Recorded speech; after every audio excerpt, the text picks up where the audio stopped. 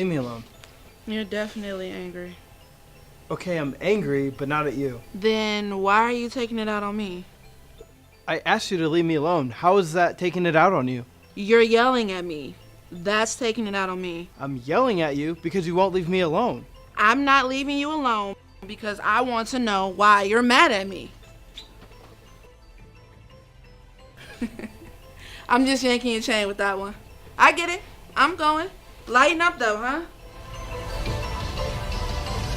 Well, now I'm mad at you.